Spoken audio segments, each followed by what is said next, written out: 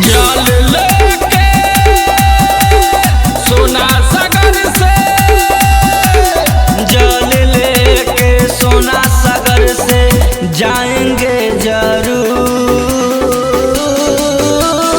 बम बम बोल रहा है ओलीपुर, बम बम बोल रहा है, बम बम बोल रहा है ओलीपुर, बम बम बोल रहा है।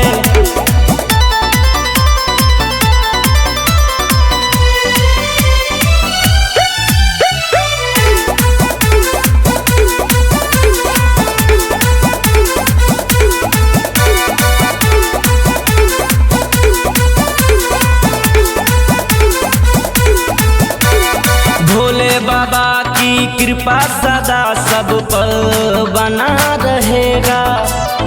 बिन मांगे मुरादे उसकी वही पूरा करेगा।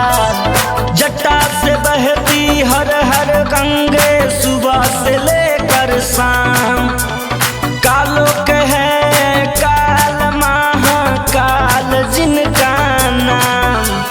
पहुँच चुके निकट बस, पहुँच चुके हैं निकट बस, कुछ और है दूर। बम बम बोल रहा है ओलीपुर, बम बम बोल रहा है, बम बम बोल रहा है ओलीपुर, बम बम बोल रहा है।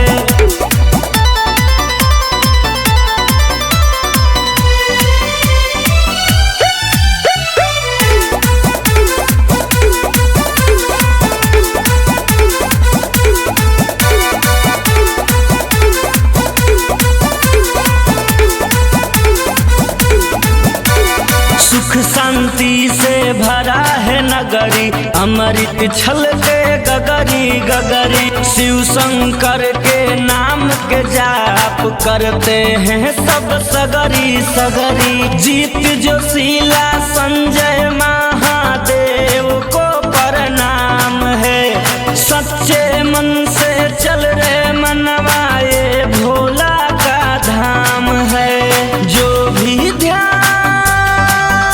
लगा